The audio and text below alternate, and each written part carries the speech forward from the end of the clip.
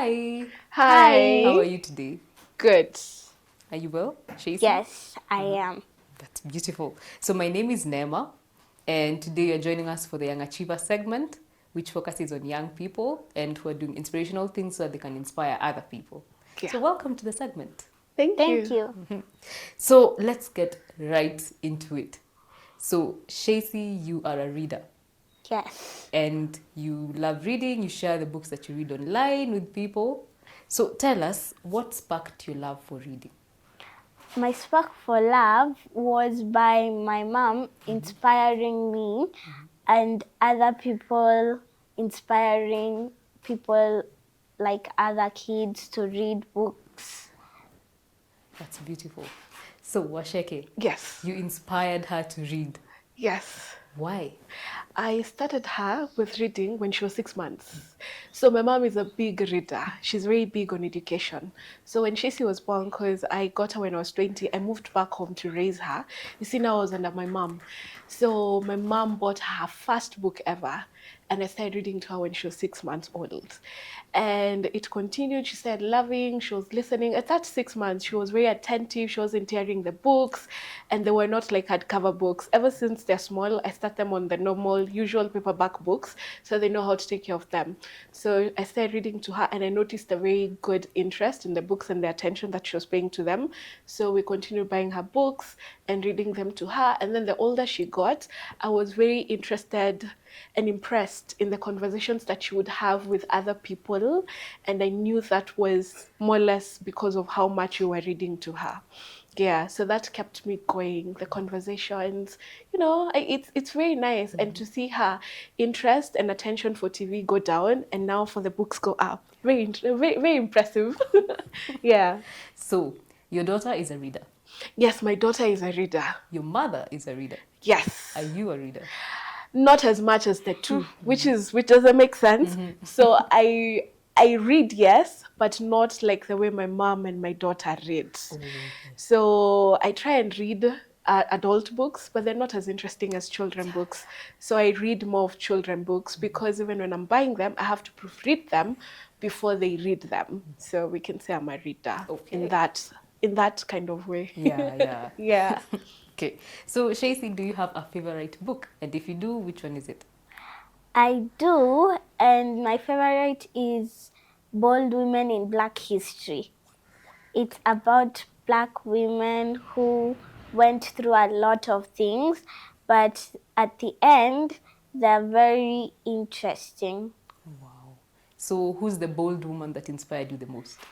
The bold woman who inspired me the most, she was an athlete. But even though I don't want, but she inspired me. What's her name? Her name, Helen something. Okay. Yeah. Beautiful. So, would you recommend that book to other children? Yes. Beautiful. Okay.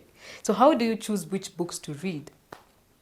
I don't really choose them. They just come in interesting ways that I don't know how my mom does it. And then I like reading them to see what they're about. It keeps on inspiring me. And at school, I inspire others to read. So, how do you choose the books that she reads? So I'm big on books that are diverse and books that include Black kids, and a lot of culture in them. So I tend to look them up online. I normally type diverse books for children of a certain age group.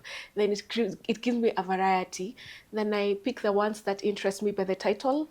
I research on them. I read reviews, and then if I can get them locally, I go to Textbook Center and other places and I pick them. I proofread them to see whether the content is okay for the kids to read. And then if they check for me, I put them on the shelves and then they pick them out and read. So what I do is I buy a lot of books at once so that they have a variety to pick from, not like buy this book and that's the one you're reading next. So that's how she ends up picking whatever she finds that she has not read yet. Yes. Beautiful. So, Sheyce, can you tell me about a character from a book that you have read that you really admire or that you relate to? Someone who you want to be who they are.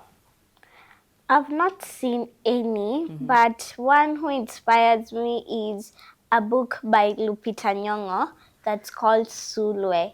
It's about a black little lady that had a sister, and her parents and her sister were not really the same color of how she is, and people in school really bothered her because they said she's black, she's not even light skinned, such things.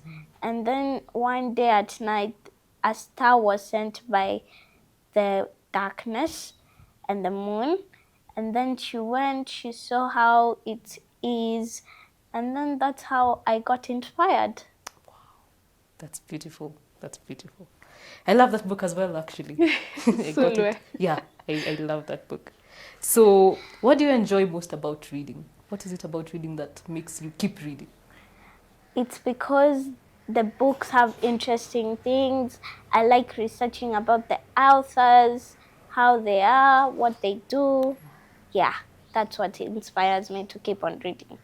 So clearly, clearly, you the books are lending to conversations, important conversations, Yes, and it really goes back to the diversity you mentioned. exactly. So, how do you handle these conversations? Let's say about colorism, like she Well, talked about. most of the time, I also learn as I read, and I learn. So I try and come up with conversations that we can have, but the books tend to lead the conversation that we're going to have. So let's say we read about Lupita Sulwe by Lupita Nyong'o.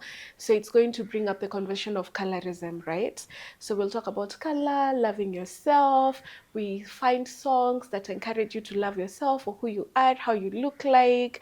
And that's why I tend to pick books that have got a lot of culture and a lot of inclusivity in them so that they can see themselves and also appreciate the other people in the book because they're from different cultures and different colors. And I will tend to listen to what they think about how they look, whether they're okay being the complexion that they are, what they think about, like even like I have 3 daughters, so they all have different complexions. And we tend to name them different. So we're like, she's a toffee, she's a caramel, just to make them feel more confident in who they are. Yeah.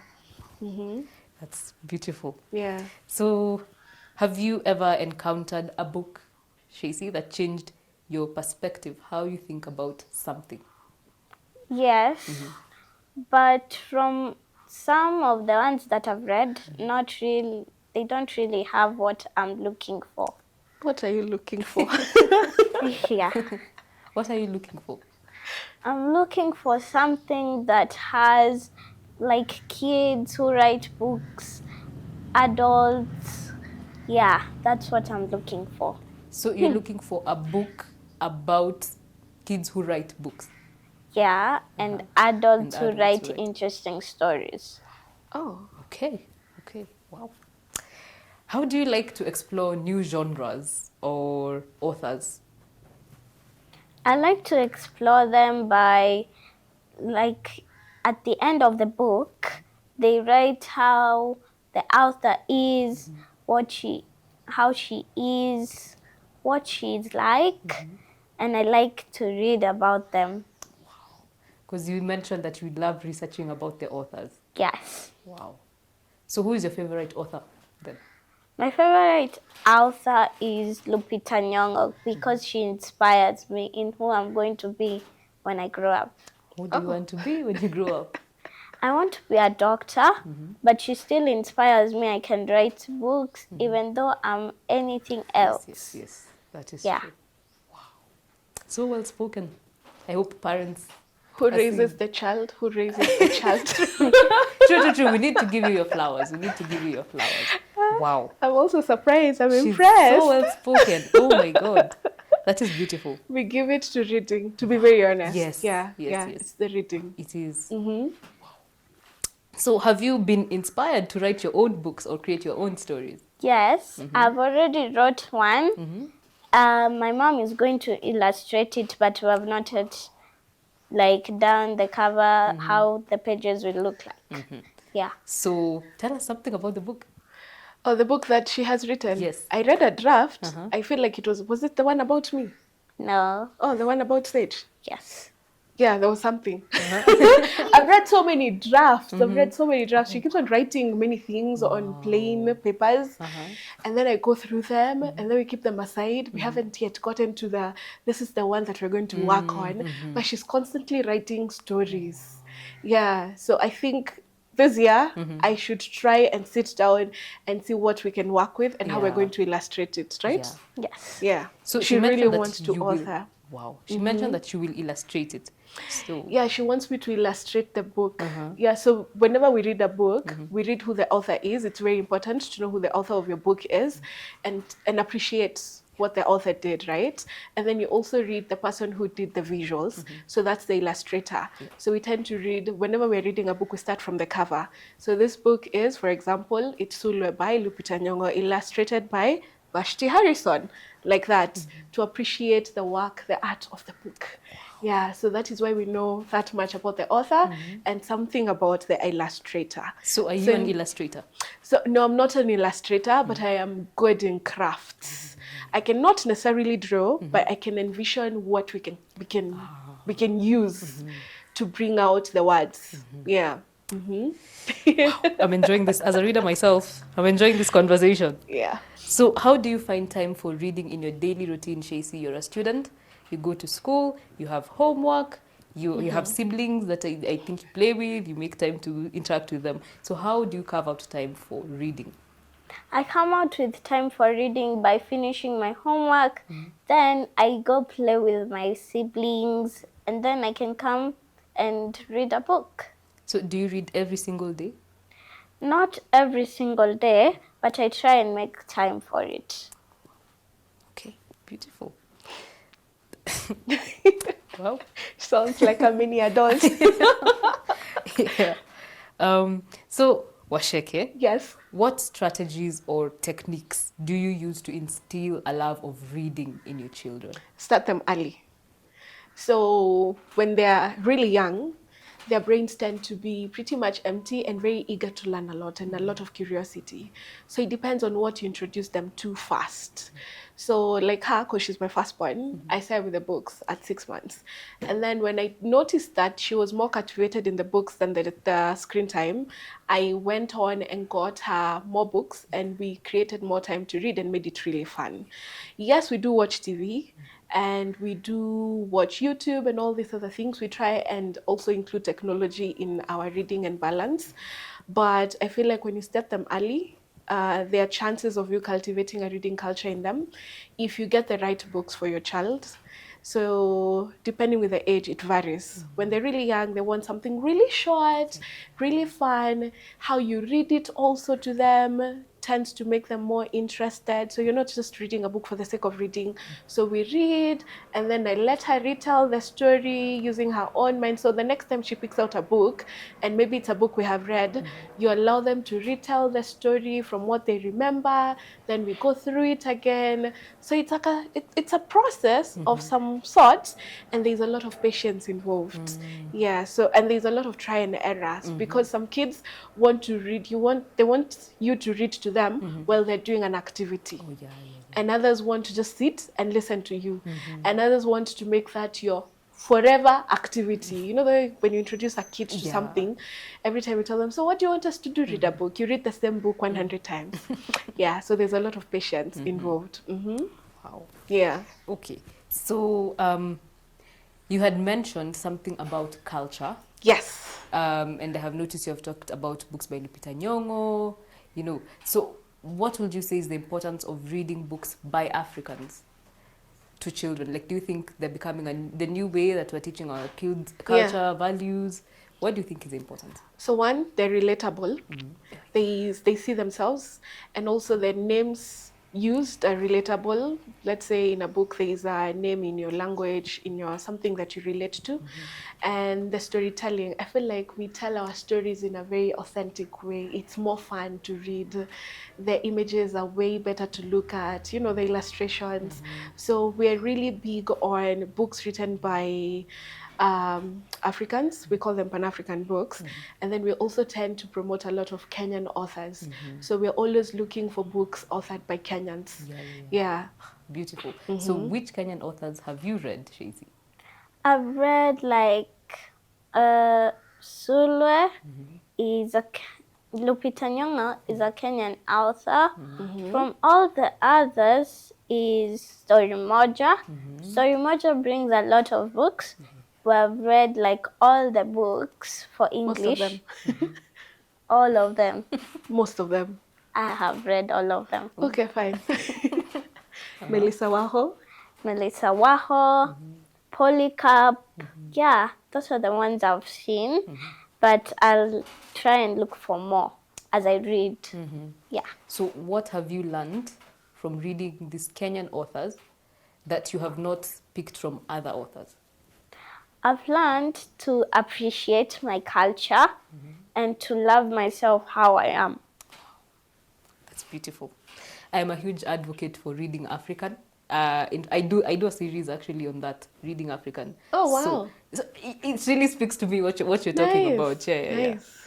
So how do you, you've already talked about how you select books for your children. Yes. How do you encourage your children? No, we have talked about that.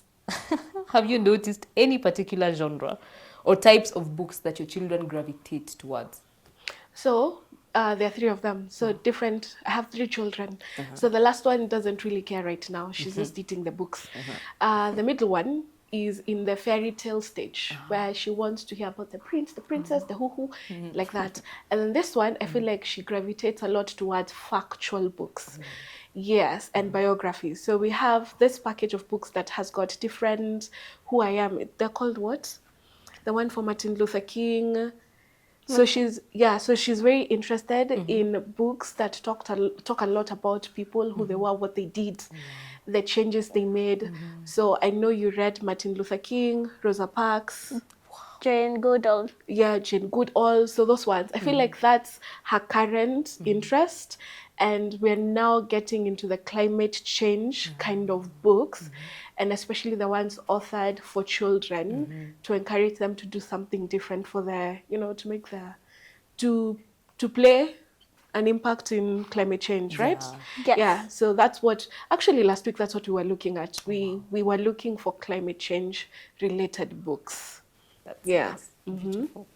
So tell me something about Martin Luther, Sheyce. Martin Luther was a king, but in his story, there is no ending. There's no ending? No. I thought he dies. It doesn't have the part that he died. It just has the part that he was living. Yeah, but it doesn't have the last part. It's my mom who told me the last part. Oh, she spoiled it for you. No, I asked because he's no longer here, and I've not heard from him a lot. Yeah. So it's a little bit short. Yeah. He was an inspiring activist. Yes. Okay. So have you encountered any challenges or obstacles in promoting reading the culture to your children? If so, which ones, and how did you handle them? Yeah, so most people feel like I am making them mini adults. It's a conversation that has been brought up a lot, where I should let kids be kids and allow them to watch cartoon, the Cocomelons and stuff like that, and also allow them to play a lot outside. But it's not something that I go like, at this time you need to be reading. It's something where you need to read a book, at least one or two that week. So how you read it, when you read it, that's up to you. The small ones, I read to them. But it's not everyday reading. So also that, the way people think that I raise the kids, they feel like it's a bit too much for them to handle. And also, what else have I had from friends? Yeah, that's pretty much, the conversation revolves around that particular topic of letting the kids be kids. Yeah. Yes. Oh God. That is so sad. That shows how much we do not have a reading culture in children. We do not have at the moment. Oh my From God. my own experience, I can handpick kids that actually read just, minimum, not too much reading, just the normal one outside of the books and the homework. Yeah. I can handpick the number of kids I know read. Yeah, most of them tend to. It's more of gadgets, which is okay because we have kids who are really good in coding, Yeah. so there's a balance there. But also, the kids who just want to have conversations about, the new game that is out, the new whatnot is out. It is good. Some of them are really good conversations, but sometimes I feel it's out of, it lacks, there's something that it lacks. I agree. There's something that lacks in those conversations. Yeah. Yeah, I agree. Yeah. As a reader, I fully agree. You fully you understand Yes, where I I'm understand. getting. Yes. So how do you balance the screen time with reading books in your household? So one, we do not have a TV. I know. Really? Yeah. Do we have a TV? No, we only use my mom's laptop, And and her it's tablet. once a while we use them. Once in a week. We watch on Fridays. We watch a movie on Fridays at night, one movie, and I need to know the time of the movie. It cannot be more than 1.5 hours long. So they watch one movie on Friday night. Then on Saturday or Sunday, you pick a day, they can watch a show on YouTube. 2 episodes. And they cannot be more than 40 minutes each. And I like that. So this other time, they get creative. After homework, they play, they can do crafts, they can go outside and run around, they can do all those other things, but no screen time. When they're around other people, because of what we have at home, for some strange reason, there is no much curiosity on what other kids are doing on the screen. So you will find that either this one, she's easily distracted, she's doing something else, she can watch something for like 20 minutes, and then after that, she's doing other things. But during the allocated times that they're supposed to watch screen, she can sit for an hour and do the movie. Yeah, so it's more of, sio kuwanyima, but I do like it. Do you have a problem with not having a TV? No, I don't really have a problem because it teaches us not to really be on the gadget like the whole time. Even at school, we have gadgets, but we don't really like using them. We go outside, we do everything as others are watching. Yeah, I do like it like that. Plus, from my experience, when they do too much screen time, people become zombies. There is a lot of irritability, which I honestly do not feel the need to deal with. So why don't you do other things? And then the screen time is limited, and I do not have to deal with a lot of irritable children. So how do you handle not watching TV yourself? Myself, online, I get to know whatever is happening online on currently it's called X, former Twitter. Yeah, so it actually gives you news more than the TV does. So I do a lot of online. I'll watch whatever is happening. I am normally not behind on current affairs. I am very updated. Yeah. That's beautiful. So do you also adhere to these rules? Mostly yes, because there's no TV. I do not watch TV. I watch movies mostly after they watch. It's my turn to watch, and then on this other times, I am rarely watching a movie. Maybe I watch once or twice more a week. Yeah, I rarely do. Plus, there are 3 of them. They have taken all the time. Okay, that's interesting. So, can you share a memorable moment related to reading with your children? Reading with my children. Well, the one that we read a lot, so a memorable one that I can remember. So there are these books that a Kenyan author has. They are books that allow kids, they don't have pictures, they don't have words, they only have pictures. So it's a book for younger children where every time they open the book, you see now like the youngest one, the 5-year-old one, tends to tell stories through the pictures. So these books don't have words, it's for kids like them who enjoy reading and they love telling the stories according to what they see. So every time she opens the book, it's a new story. Because she sees something different. So it changes, her perspective keeps on changing. The images don't change, but every time she opens it, she sees something different. So it's like maybe like 10, 15 pages. So she can tell the story differently every time. So it feels like a new read. I really like it. Yeah, it allows her to just become creative and imaginative. Oh, that's really cool. Yeah, it's a really nice book, and it's only 350 bob. Oh my God, do you know the name of the author? Edna Gishovi. She runs Storytime KE. Yeah, she stocks very nice Pan-African books that are really short and really good for 0 to like 5. Yeah. Beautiful. Oh my God. Okay, so now let's talk about the book club. Yes. So tell us about the book club. So the book club is called Keke's Reading Nook. It was inspired for my love of books for children and the love for cultivating a reading culture in them. When I realized that I was doing so much for my kids, and then we had all these friends we would have playdates with, they would come over for playdates, and then they would really enjoy reading the books. And then I started by having the kids come over. I read to them. We do some fun activities. Then we read books, and they would really, really enjoy that. And then at some point, I had over 200 books in the house. And you know how you feel when you're giving out a book as a reader who buys their own books? You know that feeling that I'm giving you, and I do not know whether it will come back in the same state. And books are really expensive in Kenya. Yeah. So I thought maybe I can have a book club where we can share some of our books. And because people are paying to access the book club, then they will tend to take care of the books. And even if the book get torn, I can easily replace it because someone is paying to be part of this, right? Yeah. So that's how we came about the book club, to also capture more kids and help mold the reading culture in them. So far, it's okay. And I've actually ended up sharing the books more with kids who are not even in the book club. Like kids who are their friends. Sheyce will go to school with some books, share them with her friends. Their parents will ask for the books. I'll know a parent who's very keen on reading to her children. And even if she cannot be able to join our book club, I'll just be like, can I share some books with you? I know some books your child will enjoy. Yeah, and then through the book club, I've gotten to meet so many Kenyan authors. We've attended so many Kenyan reading events, book reading events for kids.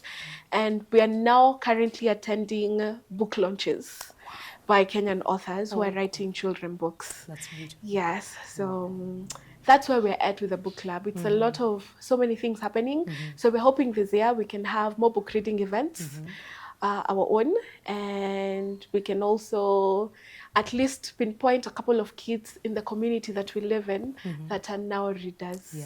Yeah. So Sheyce, Yes. you are part of this book club, right? Yes. So which book have you read recently? Recently, I've read more Africa books. Yeah.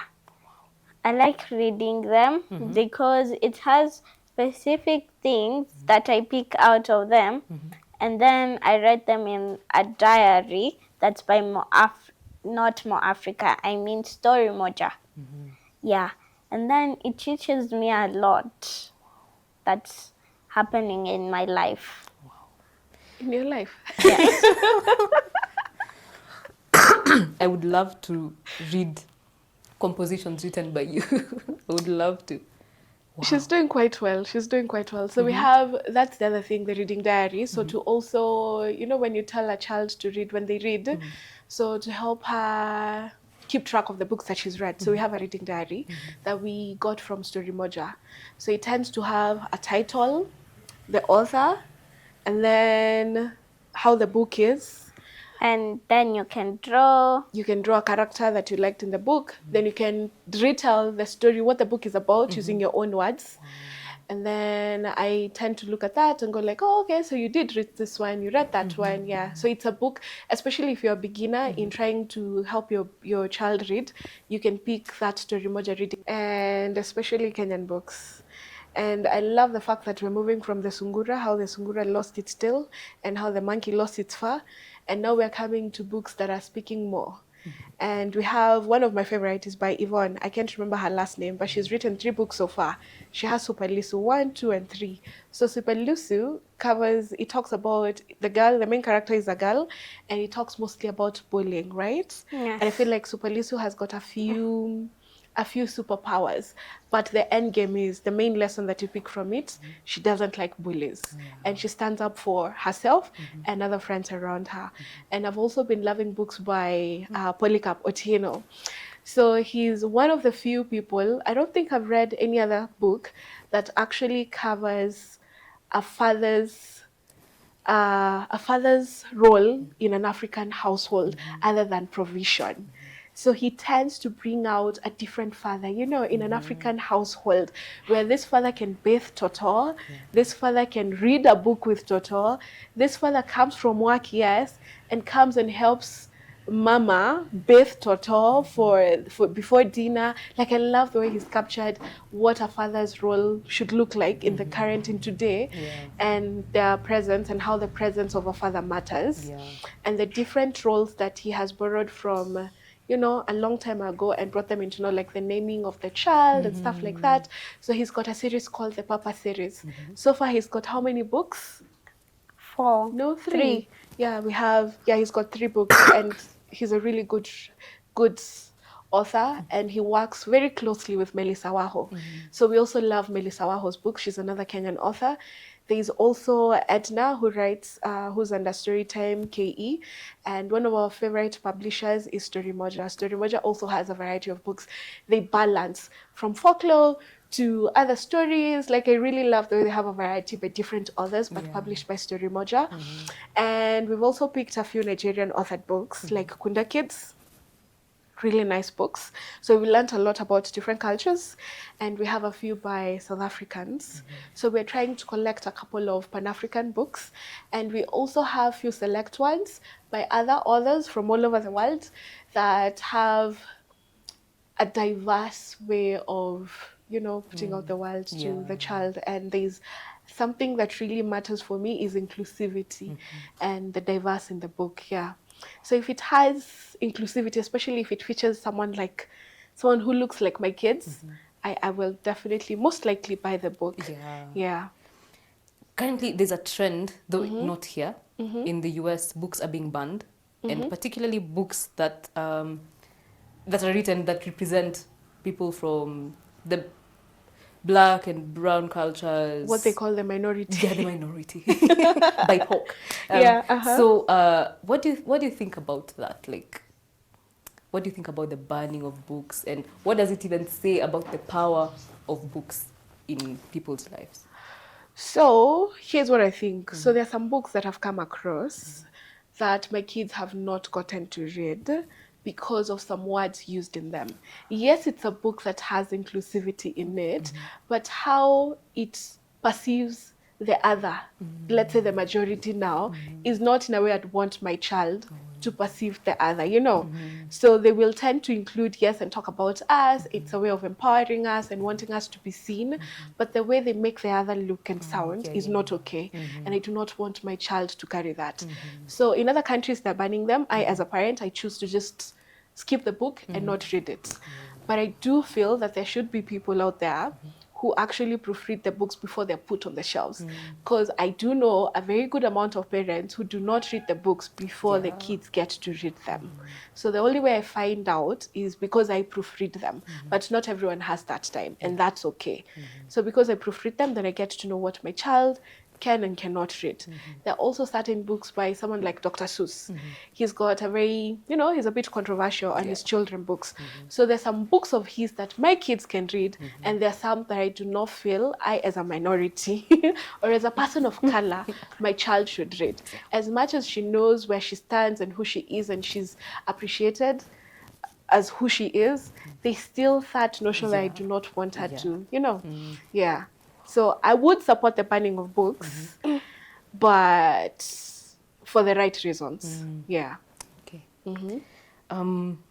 So how can one join the book club, Sheyce?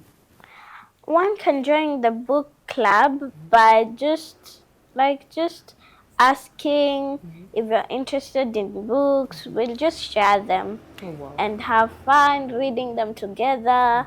Yeah, that's how it works. Okay, so someone can DM you guys and say, yeah, you can DM us. If you can actually take care of the books really, really, really well, you can DM us on Instagram. I have my personal page that I'm very active on, Washike Kamau, and then I have Keke's Reading Nook, that's about books. I also help people bookshop for their home libraries, because there's some that are really far.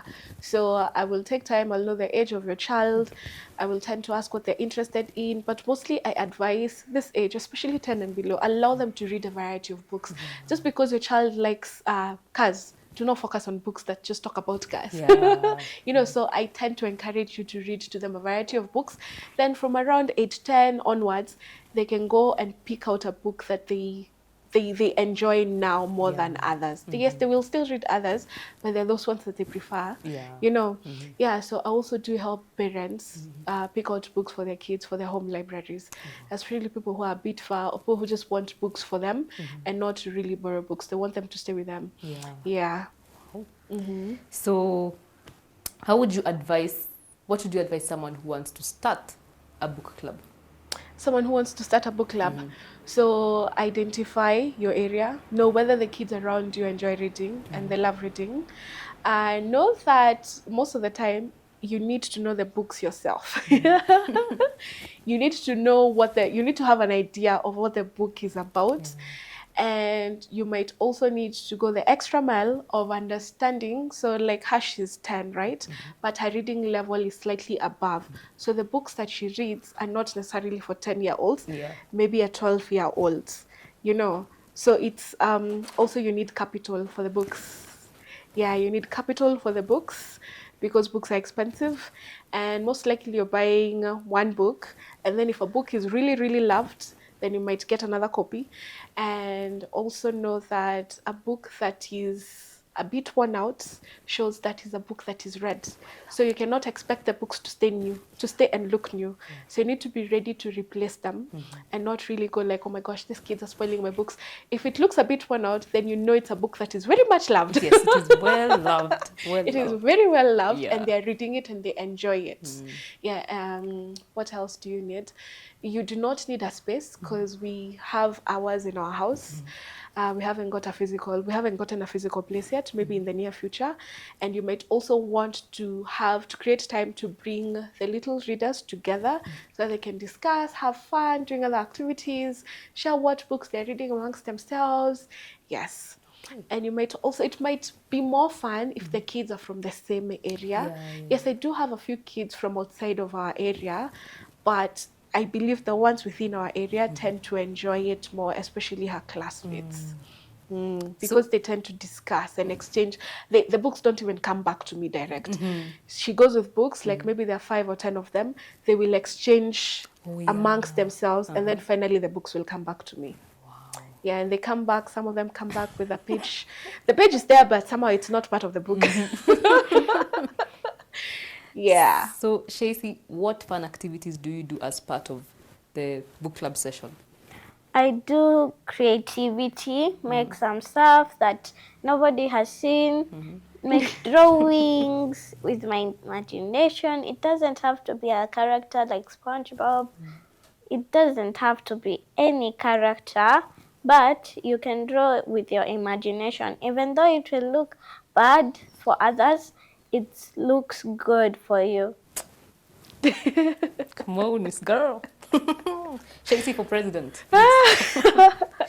Wow, that is beautiful. So how do you merge social media and reading? Like clearly you have social media pages.